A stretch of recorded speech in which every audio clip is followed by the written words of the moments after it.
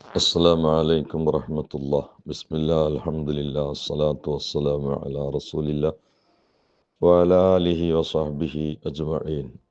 മനുഷ്യ ശരീരത്തിലുള്ള സകല അവയവങ്ങളും അള്ളാഹു നൽകിയത് ഓരോ അവയവങ്ങളുടെ ഓരോ ലക്ഷ്യത്തിന് പ്രയാസമായി വരുമ്പോൾ നാം ഡോക്ടറെ കാണാറുമുണ്ട്. കൈ പിടിക്കാനും കണ്ണ് കാണാനും മൂക്ക് ശ്വസിക്കാനും കാല് നടക്കാനുമാണ്.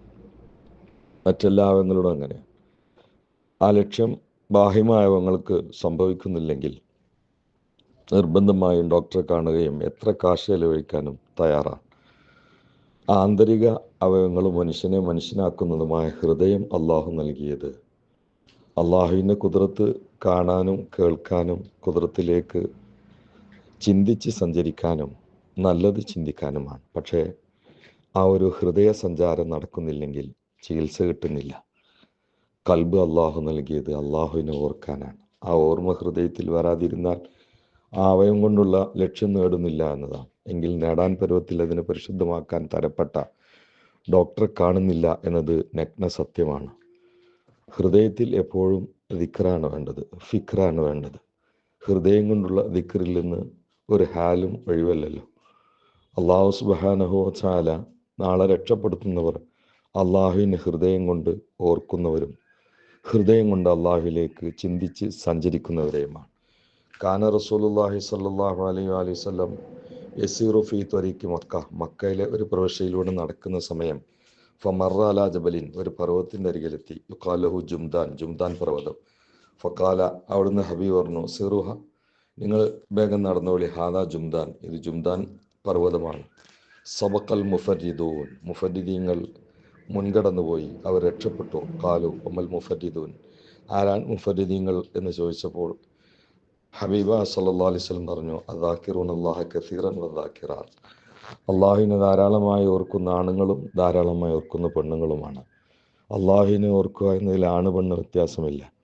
എപ്പോഴും ഹൃദയം കൊണ്ട് ഓർക്കാവുന്നതാണ്. നാവ് കൊണ്ട് പറയാൻ പാടില്ലാത്ത സമയത്ത് പോലും ഹൃദയം കൊണ്ട് അള്ളാഹുവിനെ ഓർക്കുന്നത് പ്രശംസനീയമായ കാര്യമാണ്. അങ്ങനെ ഓർക്കുന്ന ആളുകൾക്ക് നല്ലത് പറയാനും നല്ല സംസ്കാരം കെട്ടിപ്പടുക്കാനും കഴിയുകയുള്ളൂ.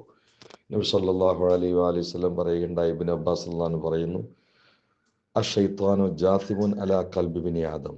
ഇബ്നു അബ്ബാസ് റളിയല്ലാഹു പറയുകയാണ്, ഷൈത്താൻ മനുഷ്യ ഹൃദയത്തിൻ്റെ മേൽ ഏത് സമയത്തും പിശാച്ച് മനുഷ്യ ഹൃദയ കവാടത്തിൽ അവൻ കാത്തിരിക്കുകയാണ്. ആ സമയത്ത് ഫൈദാ സഹ വഗഫല വസ്വസ, മനുഷ്യൻ അശ്രദ്ധനാവുകയും ദിക്റിൽ നിന്ന് മാറി നിൽക്കുകയും അള്ളാഹുവിനെ ഓർക്കാത്തവനുമാണെങ്കിൽ പിശാച്ച് പഴപ്പിക്കുകയും വസ്വാസാക്കുകയും ചെയ്യും. ഫൈദാ ദക്കറല്ലാഹു തആല ഖനസ, അള്ളാഹുവിനെ ദിക്ർ ചെയ്തുകൊണ്ടിരിക്കുകയാണെങ്കിൽ പിശാച്ച് നിരാശനായി പിന്മാറുകയും ചെയ്യും.